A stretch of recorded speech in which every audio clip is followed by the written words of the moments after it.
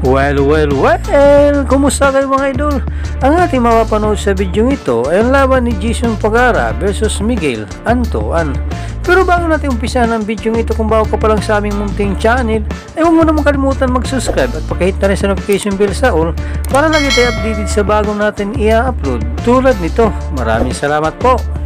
Sabi niya, he wants to challenge Pacquiao, and sinabi niya, he's better than Mayweather. Oh, the weather was something wrong with the weather for him.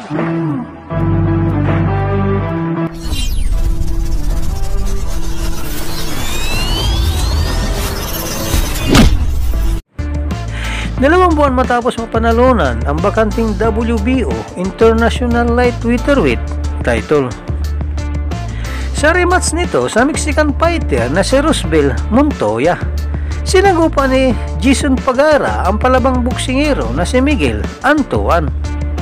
Ang boksingero na mas mahusay pa daw sa tinaguri ang undefeated American fighter na si Floyd Mayweather Jr. Sa panahon ito, kasalukuyang hawak ng Barbados fighter ang WBC Caribbean Federation title. Si Antoan ay undefeated sa kanyang 17 panalo, habang si Pagara naman ay may 29 na panalo, kabilang na ang 18 panalo mula sa knockout at 2 talo. Ayon sa dumayong boksingero ng Barbados, patutulugin na niya si Pagara at iuwi ang kampyonato bago susunod si Manny Pacquiao kung hindi daw ito matatakot sa kanyang estilo. Dagdag pa ni Antoan, hindi pa nakakasagupa si Pagara ng dekalibreng boksingero na katulad niya. Na mabilis daw ang gulawan at mahirap itong patamaan, kumpiyansa pa itong madali niyang tatalunin ang Pinoy champion. Taas noon nagpahayag na hindi daw aabot ng 12 rounds ang kanilang bakbakan. Ang laban ay naganap sa Mall of Asia Arena sa Pasay City para sa WBO International Light Welterweight title na kauna-unahang pagdipinsa ng Pinoy champion. Balikan natin ang naging laban ng ating kababayan kontra sa dumayong boksingero na minaliit ang kakayanan ng ating pambato. At alamin kung paano nga ba ginising ng Pinoy champion ang dumayong boksingero sa kanyang malalim na panaginip. Na hindi ng lakas ng loob, tiwala sa sarili, talim ng dila ang dapat na maging armas, lalo pat dadayo ka at magyayabang sa harap ng Pinoy fighter. Round 1. Wow, mga welterweight to, 140. Siguro today they must be close to 150, no? Pagara is very cautious now. Yes. That was a good counter with Antoine. Ang pangalan? Antoine, Miguel Antoine, Hands of Stone. Umpisa pa lang ng laban na hindi mo na makakita ng takot ang Barbados fighter. Kumpiyansa itong madali lang niyang maiwasan ang mga pag-ataking gagawin ng Pinoy champion. Bagamat tatamaan ito ng ilang solidong suntok mula sa Jason Pagara, hindi naman ito natinag. At nagpatuloy pa rin ito magkapagpalitan ng suntukan sa ating pambato. 18 KOs. Oh, good left. He hurt him. He hurt him with that left. He thought it was a headbutt too. Akala niya headbutt eh. Pero yung hook, sila ng hook. Pagara. Wow, mga malalakas tumira. Seryosohan talaga to. Dalawa. Solid.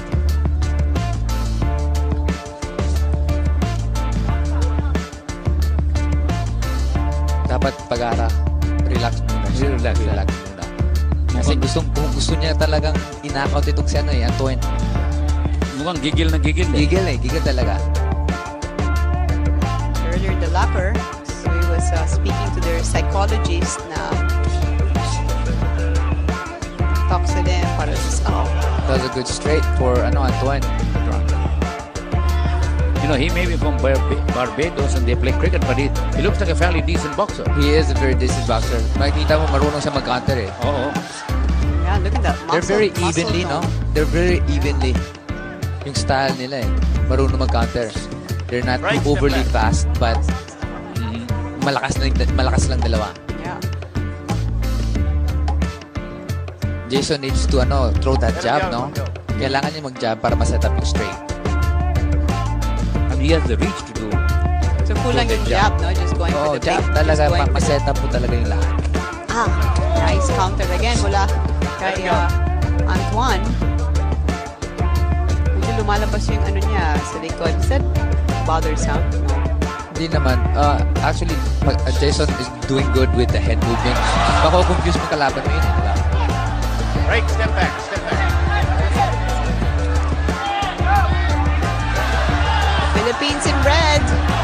Barbados naka-blue. The crowd is liking this fight. Oh, Oh, he's down. Down! Running with the left. Knockdown para kay Pagara from the Philippines. I guess he's not better than Pacquiao or Mayweather, no? Wala na eh. It's it! It's over. First round! Sa pagkabagsak ng tinaguriang Hasaston ng Barbados sa huling segundo ng round 1, tila ba nagisin sa katotohanan ng buksingerong minaliit ang kakayanan ni Jason Pagara. At dahil sumusuko na si Anton sa kanilang bakbakan, itinigil na ng referee ang laban. First round! Oh. Wow. So, Alam mo na, I thought it was gonna be closer than that. Sabi niya, he wants to challenge Pacquiao, and sinabi niya, he's better than Mayweather. Oh, the weather was something wrong with the weather for him. Ang panalo nito ni Jason Pagara ang kauna-unahang matagumpay na pagdepensa sa kanyang WBO International Light Welterweight title. Isa ito sa mga panalong naitala ng mga Pinoy laban sa mga foreign boxer na dumayo sa Pilipinas. Para sa matagumpay edition ng Friday 17 kung saan nakapagtala tayo ng 4 na panalo. By knockout, the Philippines, Jason Pagara. Sa ngayon napabalita na sa Amerika nakabase si Jason Pagara, bagamat kasakalkuyan ay wala pa itong sinasiwalat na saktong pitsa kung kailan talaga ito babalik sa pagkipaglaban. At patuloy rin ito sa kanya pag-iinsayo, ito'y para makapaghanda na rin ng mabuti sa nalalapit nitong laban na nais nang makita ng mga Pinoy panatikan ng boxing. Sa kabilang banda, matapos ang kanyang pagkatalo kay Jason Pagara, halos 3 taon hindi napalaban ang Barbados fighter. Taon 2015, muli itong sumabak sa ibabaw ng luna, pero bigo itong makapagtala ng anumang panalo. Naman taon 2016, matapos magtala ng 4 na magkasunod na pagkatalo, tuluyan na nagretiro si Miguel Antoine, ang tinaguriang Hasaston ng Barbados. Ito na po nagtatapos ang ating mahiwagang video. Maraming salamat po sa inyong panonood.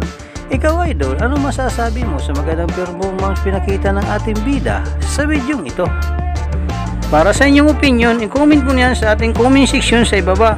At kung nagustuhan mo naman ang video ito, paiwan naman ako ng like at pasubscribe na rin sa ating munting channel. Maraming salamat po sa inyong panonood. Sama kayo na rin lang, mag-ingat, God bless. Bye bye!